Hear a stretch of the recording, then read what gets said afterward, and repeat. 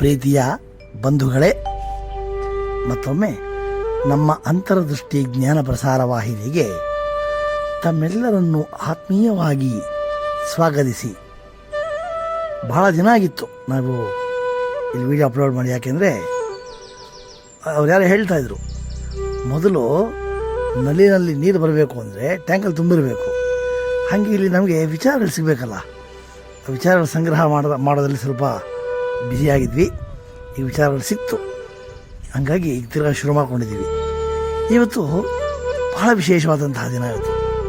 ಅದೇ ನಮ್ಮ ವಿಶ್ವ ಅಂತಾರಾಷ್ಟ್ರೀಯ ಮಹಿಳಾ ದಿನಾಚರಣೆ. ಇದು ಈ ದಿನವನ್ನು ನಾವು ಎಷ್ಟು ಸಡಗರದಿಂದ ಮಾಡಿದ್ರೂ ಕೂಡ ಸಾಲದು. ಆದರೂ ಕೂಡ ಇದಕ್ಕೊಂದು ವಿಶೇಷವಾದ ದಿನ ಇಟ್ಟಿದ್ದಾರಲ್ಲ, ಅವರಿಗೆ ಒಂದು ದೊಡ್ಡ ನಮಸ್ಕಾರ ಹೇಳಿ ಒಂದು ಸಣ್ಣ ಕವನ ವಾಚನ ಮಾಡಬೇಕು ಅಂತ. ಆ ಕವನದ ಶೀರ್ಷಿಕೆ ಮಹಿಳೆಯ ತ್ಯಾಗ ಅಂತ. ತಾಯಿಯ ಮಡಿಲು ಪ್ರೇಮದ ಕಡಲು, ತಾಯಿಯ ಮಡಿಲು ಪ್ರೇಮದ ಕಡಲು, ಅದರೊಳು ಹರಿಯುವುದು ಅಮೃತದ ಹೊನಲು, ಅದಕ್ಕೆ ಸಾಟಿಯೇ ಇಲ್ಲ ಜಗದೊಳು, ಅದನ್ನು ಬಣ್ಣಿಸಲಿಲ್ಲ ಪದಗಳು, ಹಂಬಲಿಸುವೆವು ಅದನ್ನು ಪಡೆಯಲು, ಹೆಣ್ಣಿಗೆ ಹೆಣ್ಣೆ ಸಾಟಿ ಜಗದೊಳು,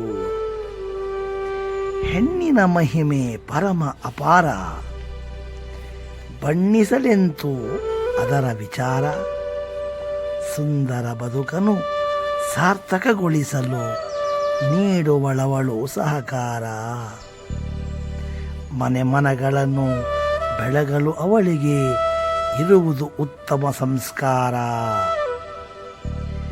ಜೀವಿಗಳಿಗೆ ಜೀವ ಕೊಟ್ಟು ಜೀವನವ ಕಟ್ಟಿಕೊಟ್ಟು,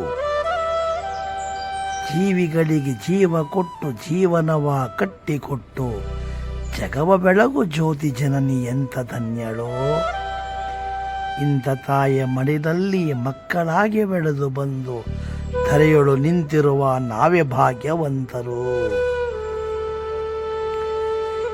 ಅಕ್ಕ ತಂಗಿ ತಾಯಿಯಾಗಿ ಗೆಳತಿ ಗೃಹಿಣಿ ಗುರುವಾಗಿ, ಎಲ್ಲ ಕಾಲದಲ್ಲೂ ನೀನು ಸರ್ವಶಕ್ತಿಯೋ, ಹೆಣ್ಣೆಂದರೆ ಹುಣ್ಣಲ್ಲ ಸಂಸಾರದ ಕಣ್ಣು ಎಂದು ಸಾರಿ ಸಾರಿ ಹೇಳಿದರು ನಮ್ಮ ಕವಿಗಳು ಅನ್ನುವಂಥ ಈ ಒಂದು ಕವಿತೆ. ಇಲ್ಲಿ ಯಾಕಿದನ್ನು ಹೇಳಿದರೆ, ಅವ್ರು ಸಾಧಾರಣ ಹೇಳಿದರು, ಪೆಣ್ಣಲ್ಲವೇ ನಮ್ಮನ್ನೆಲ್ಲ ಪಡೆದ ತಾಯಿ, ಪೆಣ್ಣಲ್ಲವೇ ನಮ್ಮನ್ನೆಲ್ಲ ಪೊರೆಯುವವಳು, ಪೆಣ್ಣು ಪೆಣ್ಣೆಂದೇತಕ್ಕೆ ಬೀಳುಗಳಿವರು, ಕಣ್ಣು ಕಾಣದ ಗಾವಿದರು ಅಂತ ಬರೆದರು. ಇಷ್ಟೆಲ್ಲ ಓದಿದ್ರು ಕೂಡ ನಾವು ತಿರ್ಗಾ ಅದೇ ತಪ್ಪುಗಳನ್ನು ಮಾಡ್ತಾ ಇರೋದ್ರಲ್ಲಿ ಅರ್ಥ ಇಲ್ಲ. ಮತ್ತು ಈ ದಿನವನ್ನು ಮಾತ್ರ ಅದಕ್ಕೆ ಮೀಸಲಾಗಿಡೋದ್ರಲ್ಲೂ ಅರ್ಥ ಇಲ್ಲ. ಯಾಕೆಂದರೆ ಅವಳ ತ್ಯಾಗ ಭೋಗ, ಅವಳ ತ್ಯಾಗ ಮತ್ತು ಆ ಒಂದು ಶಕ್ತಿ ಸದಾ ಇರುತ್ತೆ.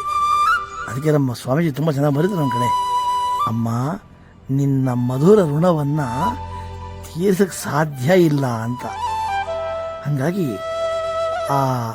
ಈ ಒಂದು ಪದಕ್ಕೆ, ಆ ಒಂದು ಸ್ಥಾನಕ್ಕೆ ನಾವು ಸದಾ ಗೌರವವನ್ನು ಕೊಟ್ಟು ಅವರನ್ನು ಗೌರವಿಸೋಣ ಅಂತ ಹೇಳ್ತಾ, ಅವರೆಲ್ಲ ಮಹಿಳೆಯರಿಗೂ ಕೂಡ ಅಂತಾರಾಷ್ಟ್ರೀಯ ಮಹಿಳಾ ದಿನಾಚರಣೆಯ ಶುಭಾಶಯಗಳನ್ನು ಕೋರಿ ಈ ಕಾರ್ಯಕ್ರಮ ನಿಮಗೆ ಮುಕ್ತಾಯ ಮಾಡ್ತೇವೆ.